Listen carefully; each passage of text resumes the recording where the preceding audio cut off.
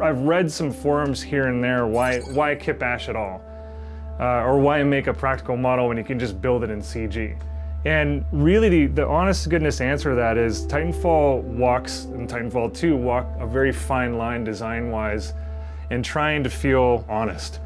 The source material you're using keeps the design honest. You know, real world objects, they're never perfect. They're always a little bit crooked and stuff. It just looks a little bit more real that way.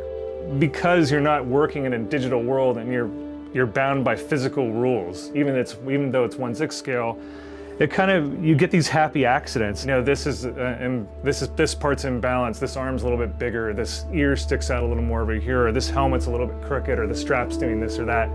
It just adds a little bit of realism to things. You know, if we go back to Titanfall 1, we were at a point in the process where we were trying to figure out what to do. So the artists were doing a lot of 2D concepts and, you know, traditional concepting and stuff, and so it seemed like you could get a lot more done a lot faster if we kind of went with an old kit bash style.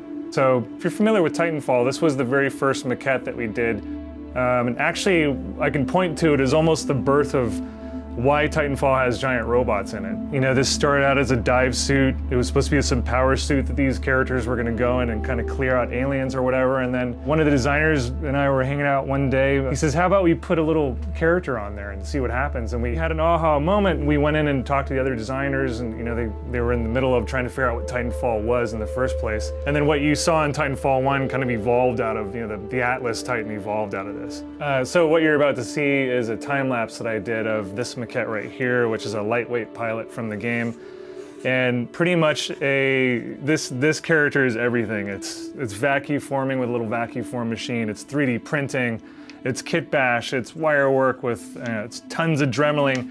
And I don't know if it's in the time lapse, but there might be a frame in there of me actually stabbing my finger pretty good and then learning how to use glue as a band-aid. So enjoy.